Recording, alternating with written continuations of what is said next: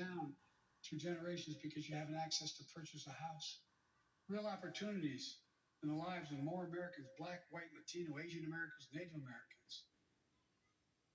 Look, I also want to thank the United States Senate for voting 94-1 to pass the COVID-19 Hate Crimes Act to protect Asian American and Pacific Islanders. You acted decisively. You can see on television the viciousness of the hate crimes we've seen over the past year and for too long. I urge the House to do the same and send that legislation to my desk, which I will gladly, anxiously sign. I also hope Congress will get to my desk the Equality Act to protect LGBTQ Americans. To all transgender Americans watching at home, especially young people, you're so brave. I want you to know your president has your back. Yes. Another thing, let's authorize the Violence Against Women Act, which has been law for 27 years.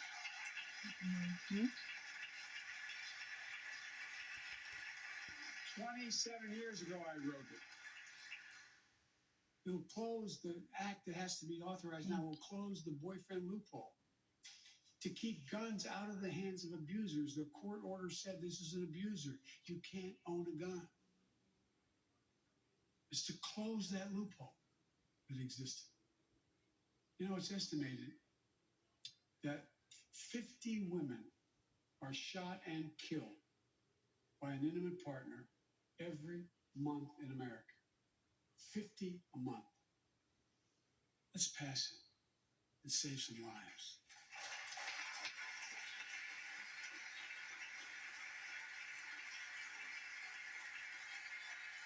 Now,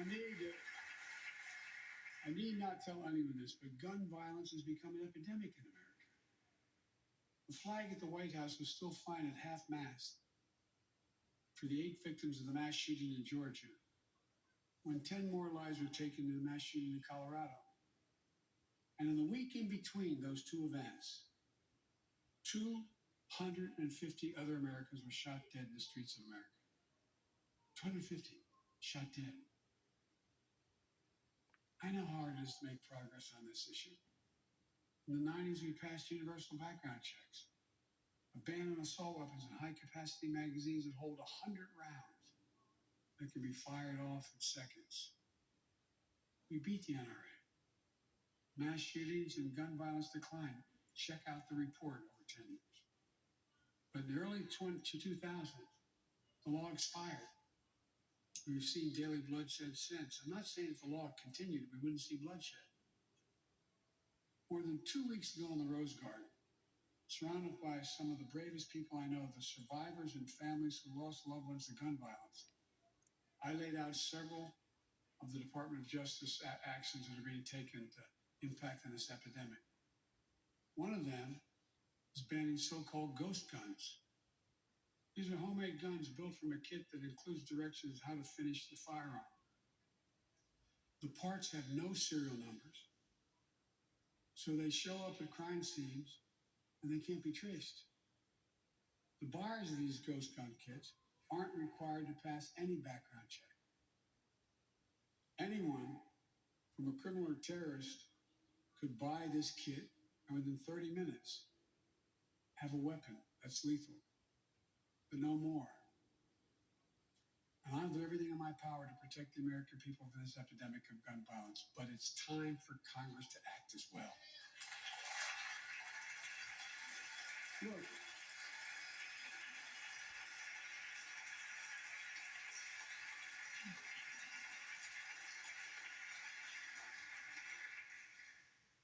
I don't want to become confrontational, but we need more Senate Republicans to join the overwhelming majority of Democratic colleagues and close the loopholes required in background check purchases of guns. We need a ban on assault weapons and high-capacity magazines. Don't tell me it can't be done. We did it before and it worked. Talk to most responsible gun owners and hunters. They'll tell you there's no possible justification for having 100 rounds in a weapon. What do you think, deer wearing Kevlar vests? They'll tell you that there are too many people today who are able to buy a gun, but shouldn't be able to buy a gun. These kinds of reasonable reforms have overwhelming support from the American people, including many gun owners. The country supports reform, and Congress should act. This shouldn't be a red or blue issue. And no amendment to the Constitution is absolute. You can't yell fire in a crowded theater. From the very beginning, there were certain guns, weapons, that could not be owned by Americans. Certain people could not own those weapons ever. We're not changing the Constitution. We're being reasonable. I think this is not a Democrat or Republican issue. I think it's an American issue. And here's what else we can do. Immigration has always been essential to America. Let's end our exhausting war over immigration. For more than 30 years, politicians have talked about immigration reform, and we've done nothing about it. It's time to fix it. On day one of my presidency, I kept my commitment and sent a comprehensive immigration bill to the United States Congress. If you believe we need to secure the border, pass it because it has a lot of money for high-tech border security. If you believe in a pathway to citizenship, pass it. It's over 11 million undocumented folks, the vast majority of here overstaying visas. Pass it. We can actually, if you actually want to solve a problem, I've sent a bill to take a close look at it. We also have to get at the root problem of why people are fleeing, particularly to our southern border from Guatemala, Honduras, and El Salvador. The violence, the corruption, the gangs, the political instability, hunger, hurricanes, earthquakes, natural disasters. When I was president, when I was vice president, the president asked me to focus on providing help needed to address the root causes of migration. And to help keep people in their own countries instead of being forced to leave. The plan was working, but the last administration decided it was not worth it. I'm restoring the program and asked Vice President Harris to lead our diplomatic effort to take care of this. I have absolute confidence she'll get the job. And look, if you don't like my plan, let's at least pass what we all agree on. Congress needs to pass legislation this year to finally secure protection for dreamers. For young people who've only known America as their home. And permanent protection for immigrants who are here on temporary protective status who came from countries beset by man-made and natural-made violence and disaster. As well as a pathway to citizenship for farm workers who put food on our tables. Look, immigrants have done so much for America during this pandemic and throughout our history. The country supports immigration reform. We should act. Let's argue over it. Let's debate it. Let's act. And if we truly want to restore the soul of America, we need to protect the sacred right to vote. Most people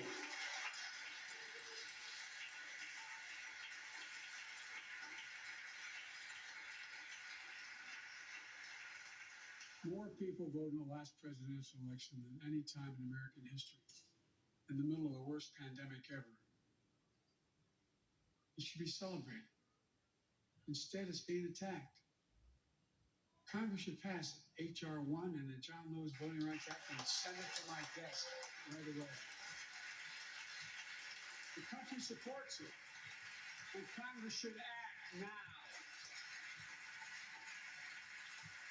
Look, in conclusion, as we gather here tonight, the image of a violent mob assaulting this Capitol, desecrating our democracy, remain vivid in all our minds. Lives were put at risk, many of your lives. Lives were lost. Extraordinary courage was summoned.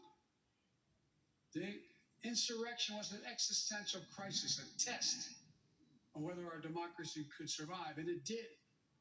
But the struggle is far from over. The question of whether our democracy will long endure is both ancient and urgent. As old as our republic, still vital today. Can our democracy deliver on its promise that all of us, created equal in the image of God, had a chance to lead lives of dignity, respect, and possibility? Can our democracy deliver to the most pressing needs of our people? Can our democracy overcome the lies, anger, hate, and fears that have pulled us apart? America's adversaries, the autocrats of the world, are betting we can't. And I promise you, they're betting we can't. They believe we're too full of anger and division and rage. They look at the images of the mob that assaulted the Capitol as proof that the sun is setting on American democracy. But they're wrong. You know it, I know it. But we have to prove them wrong. We have to prove democracy still works, that our government still works, and we can deliver for our people. In our first 100 days together, we've acted to restore people's faith in democracy to deliver. We're vaccinating the nation. We're creating hundreds of thousands of new jobs. We're delivering real results to people. They can see it, feel it in their own lives. Opening doors of opportunity, guaranteeing some more fairness and justice. That's the essence of America. That's democracy in action. Our Constitution opens with the words, as trite as it sounds, we the people. Well, it's time to remember that we the people are the government. You and I. Not some force in a distant capital. Not some powerful force that we have no control over. It's us. It's we the people. In another era, when our democracy was tested, Franklin Roosevelt reminded us, in America, we do our part. We all do our part. That's all I'm asking. That we do our part, all of us. If we do that, we will meet the center challenge of the age by proving that democracy is durable and strong. Autocrats will not win the future. We will. America will. And the future belongs to America. So I stand here tonight before you in a new and vital hour of life and democracy of our nation. And I can say with absolute confidence, I have never been more confident or optimistic about America. Not because I'm president, because of what's happening with the American people. We've stared into the abyss of insurrection and autocracy, pandemic and pain, and we, the people, did not flinch. At the very moment our adversaries were certain we'd pull apart and fail, we came together, reunited. With light and hope, we summoned a new strength, new resolve to position us to win the competition of the 21st century. On our way to a union more perfect, more prosperous, and more just, as one people, one nation, and one America. Folks, as I told every world leader I've ever met with over the years, it's never, ever, ever been a good bet to bet against America, and it still isn't. We're the United States of America. There is not a single thing, nothing beyond our capacity. We can do whatever we set our minds to if we do it together. So let's begin to get together. God bless you all, and may God protect our troops. Thank you for your patience.